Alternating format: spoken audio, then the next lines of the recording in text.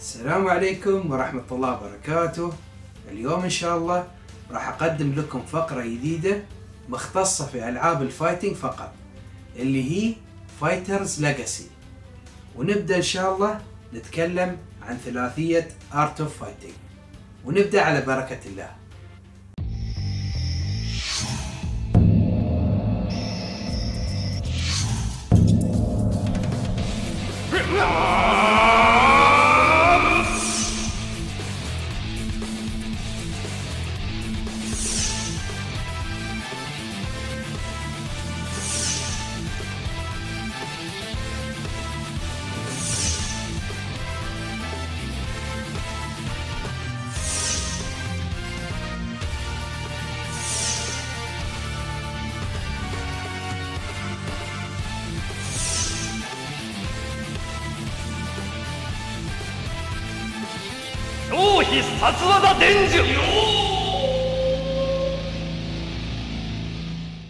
آرت أوف فايتنج الجزء الأول، وهاللعبة نزلت في سنة 1992.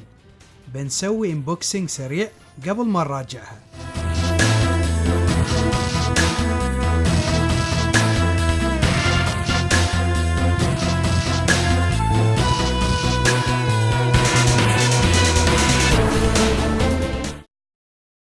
وللعلم نزل له انمي في سنة 1993.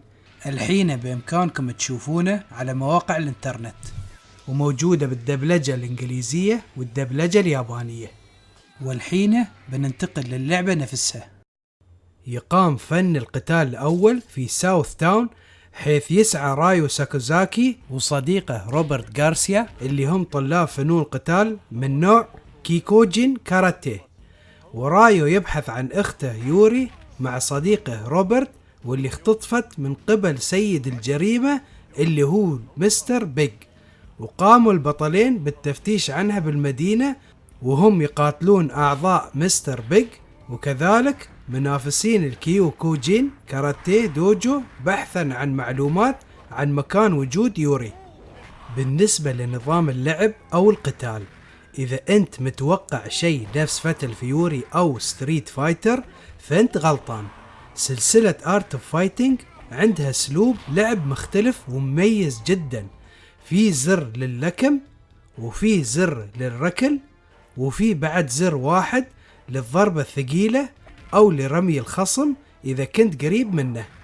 الزر الأخير للسخرية من الخصم. تحت بار الطاقة في بار الستيمنا أو بار القدرات. يوم تسوي الحركة الخاصة، بار القدرات ينقص بحسب الحركة، وتنفيذهم نفس ألعاب القتالية المعروفة. يوم تسخر من الخصم، طاقة القدرات تنقص منه. البعض يشوف أن النظام بهاللعبة مزعج، بس بالعكس، فكرة اللعبة أنها تعطيك المجال أنك تستخدم الحركات الخاصة بحكمة وبدون تهور، ومو بأنك تسويها وتستغلها طول المباراة، في حالة إذا أنت من اللاعبين اللي يركزون على حركة واحدة، أو بمعنى أصح السبام. يوم تكون طاقة القدرات ضعيفة تماما، الحركات الخاصة بتكون ضعيفة. لحسن الحظ عندك القدرة على الشحن، بس اشحن طبعا في الوقت المناسب. عموما الجيم بلاي أشوفه ممتاز. ومن عيوب اللعبة أنك في طور القصة ما تقدر تلعب إلا في شخصيتين، اللي هم رايو وروبرت. لكن في طور اللاعبين ضد بعض تقدر تختار شخصيات ثانية اللي موجودين في القصة. ومن أسرار اللعبة في شخصيتين مخفيتين تقدر تلعب فيهم، اللي هم مستر بيج والشخصية الغامضة اللي بتكلم عنها بعد شوي. المهم بخبركم الطريقة عشان تلعبون فيهم. طبعا أول ما توصلون للزعيم الأخير الغامض، لازم تخسر عنده وتعيد تلعب معاه. وفي شاشة اللعب يقوم اللاعب الثاني بضغط زر ستارت، وهني طبعا تقدر تختارهم. وفي أطوار البونس ستيج اللي هم 3 أطوار: تكسير الغراش وتحطيم الثلج، والتقنية الأخيرة اللي لازم تطبقها بشكل صحيح عشان تمتلكها على طول، واللي هي هو شوكوكن. وبالنسبة للحركات أشوف سهل تطبيقها، وطبعا هناك حركة السوبر السرية، هاي تقدر تسويها بشرط ان طاقة الحياة تكون نسبتها قليلة وطاقة السوبر تكون نسبتها عالية. وللعلم نسخة السوبر نينتندو عاطين الشخصيات كلها سوبرات، عكس نسخة النيوجيو اللي معطين السوبر بس حق رايو وروبرت. من هالناحية نسخة السوبر نينتندو ونسخة الجينيسيس متفوقين على نسخة النيوجيو. المهم نرجع للقصة. بعد العثور على مستر بيج وهزيمته، يواجه الاثنين الشخصية الغامضة السيد كاراتيه، وبعدين رايو بيقدر يغلبه. وقبل ما رايو يقتله تتدخل اخته يوري عشان تخبره الصدمة الكبيرة ان السيد كاراتيه ابوهم، وتنتهي القصة. والغريب في نسخة السوبر نينتندو ان لها تفاصيل اكثر في النهاية، حيث ان مستر كاراتيه يفسخ قناعه وتقدر تشوف شكله الحقيقي.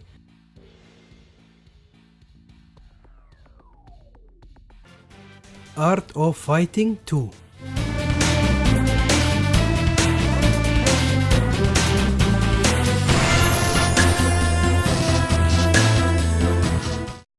صدرت لعبة Art of Fighting 2 في سنة 1994. تبدأ القصة بعد الكشف عن هوية السيد كاراتيه والد رايو ويوري، اسمه الحقيقي تاكوما ساكوزاكي.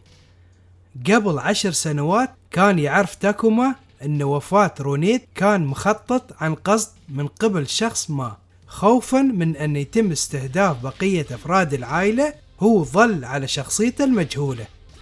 بعد 10 سنوات من حادث رونيت، عرف أن إحدى المنظمات استهدفت بنته يوري، وعرف أن مستر بيج كان وراء هالشي.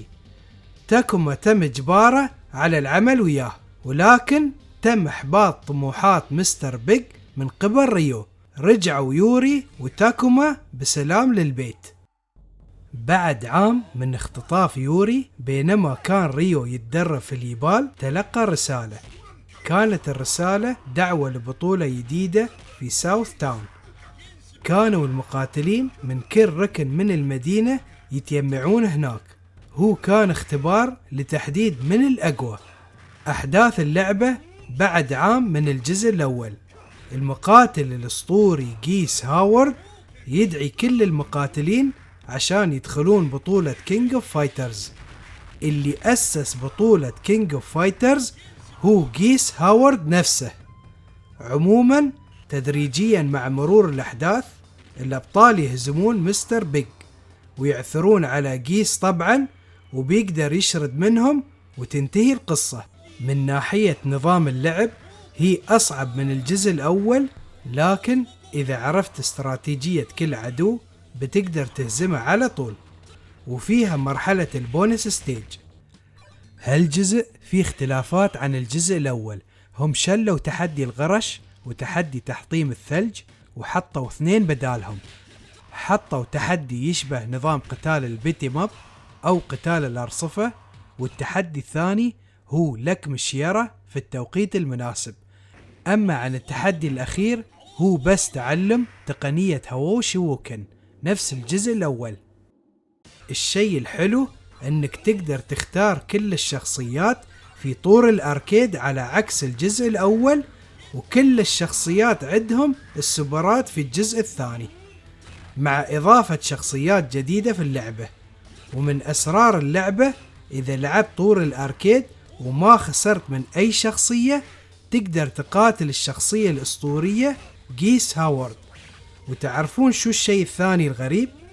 إن في نسخة السوبر فاميكوم تقدر تختار جيس بشكل رسمي في طور الفيرسس وتلعب فيه طبعا بكود سري، واللي هو حركة السوبر لشخصية جيس نفسها، ونزل فقط في اليابان. هذا كل شيء بخصوص الجزء الثاني.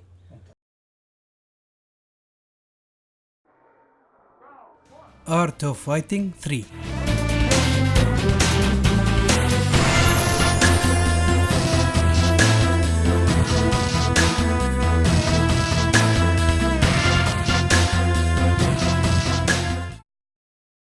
صدرت في سنة 1996. تتألف مجموعة اللعبة من شخصيات جديدة باستثناء ريو وروبرت، وظهور طفيف ليوري في القصة، والغريب انها غير قابلة للعب. على كل حال، بالنسبة للقصة خل نذكر ان قصة الجزء الثالث هالمرة بتركز على شخصية روبرت على خلاف الجزئين الماضيين.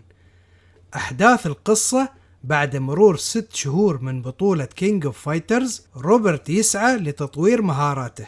هو ناوي يطلع رحلة سياحية مع يوري، وأثناء طريقه هو بالصدفة يساعد بنت تعرضت للسرقة، ويدخل وياها في حوار، ويتضح أنهم يعرفون بعض من مدة طويلة بس الذاكرة خانته.